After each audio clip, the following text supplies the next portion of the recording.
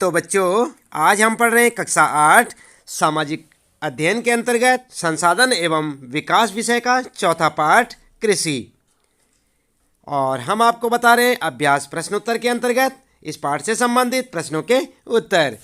चलिए सबसे पहले जान लेते हैं। पहला प्रश्न है आपका, निम्नलिखित प्रश्नों के उत्तर दीजिए। और प्रश्न क्या है? फर्स्ट है यहाँ पर, कृषि क्या है? तो जानते हैं आप कृषि क्या है। उत्तर लिखेंगे, कृषि फसलों, फलों, सब्जियों, फूलों को उगाना और पशुपालन संबंधित सभी क्रियाएं कृषि कहलाती हैं। कृषि एक प्राथमिक क्रिया है। तो इस प्रकार से आप अपने पहले प्रश्न का उत्तर लिख सकते हैं। इसके बाद बच्चों, अगला आपका प्रश्न है सेकेंड वाला, उन कारकों का नाम बताइए जो कृषि को प्रभावित कर रहे हैं। तो कौन कौन से कारक हैं बच्चों? उत्तर में लिखेंगे, कृषि को प्रभावित करने वाले कारक नंबर 1 स्थलाकृति, नंबर 2 मृदा और नंबर 3 जलवायु। समझ गए ना आप? इसी प्रकार से आपने पाठ में पढ़ा होगा बच्चों। तो ये है इसके कारक। इसके बाद अगला है आपका थर्ड क्वेश्चन है यहाँ पर, स्थानांतरी कृषि क्या है?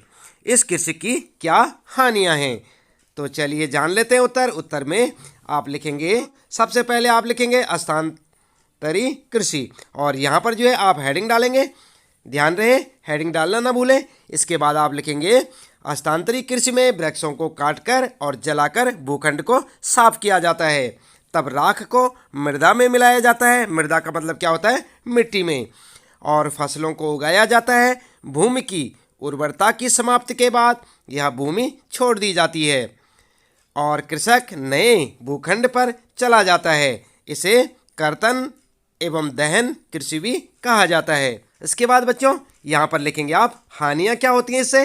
तो हानियों में लिखेंगे, नंबर 1 मृदा अपरदन होता है, और नंबर 2 लिखेंगे वनों का ह्रास होता है, और नंबर 3 पर्यावरण प्रभावित होता है। तो इस प्रकार से आप जरूर लिखें और इसे अच्छे से याद करें। अगला क्वेश्चन है बच्चों आपका, रोपण कृषि क्या है? तो जानते हैं आप रोपण कृषि क्या है। उत्तर में लिखेंगे रोपण कृषि, और हेडिंग डाल के लिखेंगे नंबर 1, रोपण कृषि वाणिज्यिक कृषि का एक प्रकार है। दूसरा पॉइंट लिखेंगे, इसमें बड़े पैमाने पर श्रम और पूंजी की आवश्यकता होती है। तीसरा पॉइंट लिखेंगे बच्चों, इसमें वैज्ञानिक विधियों का उपयोग किया जाता है। और चौथा पॉइंट लिखेंगे, इसमें मुख्यतः चाय, कहवा, काजू, रबड़, केला आदि की फसल उगाई जाती है। तो इस प्रकार से आपका रोपण कृषि से संबंधित जो प्रश्न है आपका, जैसे कि आप यहाँ पर देख रहे हैं बच्चों, इसका उत्तर आप लिख सकते हैं। अगला है आपका प्रश्न बच्चों, सरकार किसानों को कृषि के विकास में किस प्रकार मदद करती है? चलिए उत्तर देख लेते हैं बच्चों। उत्तर में लिखेंगे, सरकार द्वारा किसानों को कृषि विकास में मदद, और इसके बाद हेडिंग डाल देंगे आप यहाँ पर। नंबर 1 लिखेंगे, सरकार द्वारा किसानों के बिखरे खेतों को चकबंदी द्वारा एक स्थान पर एकत्रित किया गया है। दूसरा पॉइंट लिखेंगे, सरकार किसानों को उर्वरकों, कृषि उपकरणों तथा कीटनाशकों के लिए आर्थिक सहायता प्रदान करती है। समझ गए ना आप? इसके बाद नंबर 3 लिखेंगे आप, किसानों को उच्च उपज देने वाले बीज तथा उर्वरक आदि उपलब्ध कराकर उत्पादन बढ़ाने में सहायता करती है।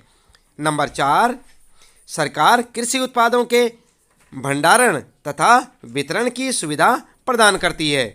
इसके बाद दूसरा प्रश्न आपका आता है, सही उत्तर को चिन्हित कीजिए। तो सही उत्तर पे क्या करना, आपने सही का चिन्ह लगाना है।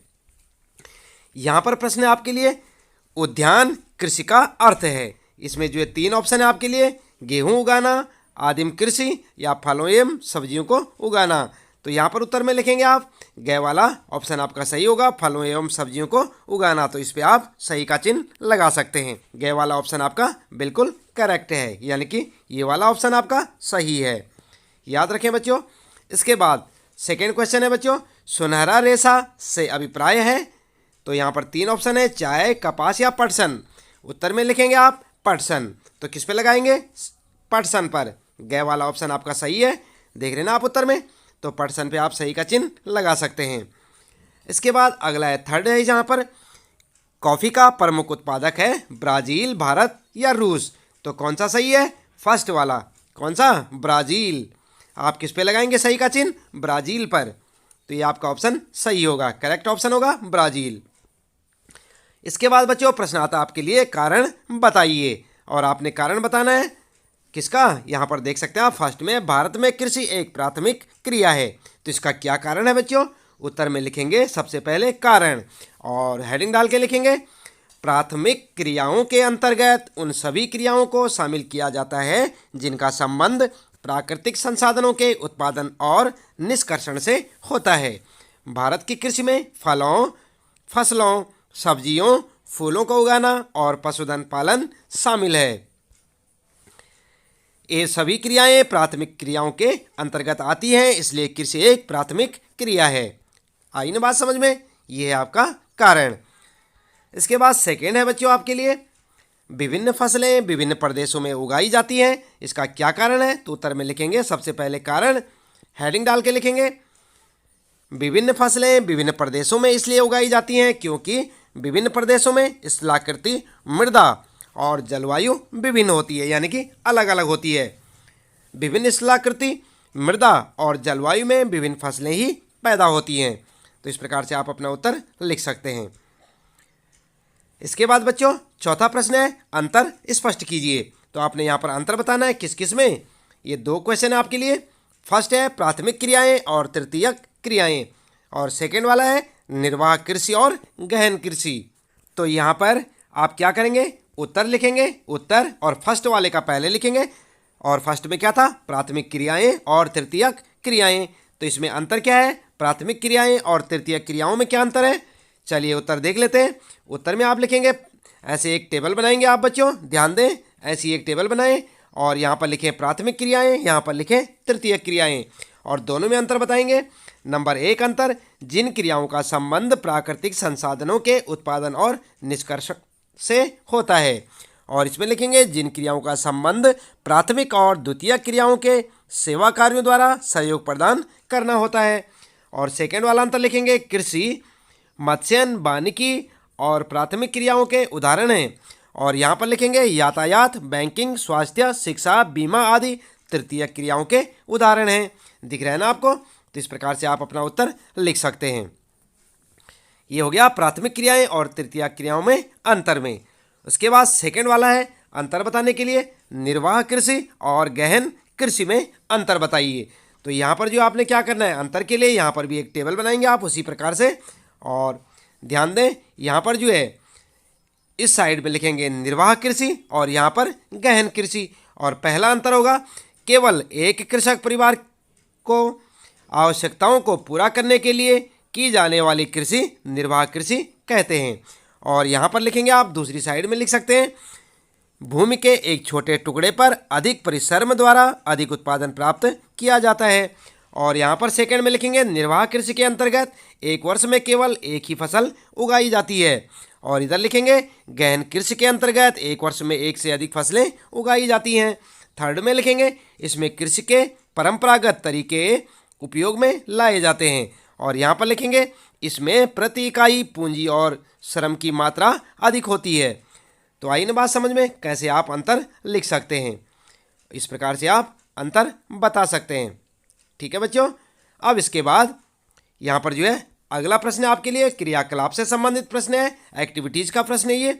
और यहाँ पर क्या पूछा है, बाजार में उपलब्ध गेहूँ, चावल, ज्वार, बाजरा, रागी, मक्का, तिलहन और दलहन के बीजों को एकत्र कीजिए। तो आप ये बाजार से ले सकते हैं, उन्हें कक्षा में लाइए, आप अपनी कक्षा में ले जाइए और पता लगाइए कि वे किस प्रकार की मृदा में उगते हैं।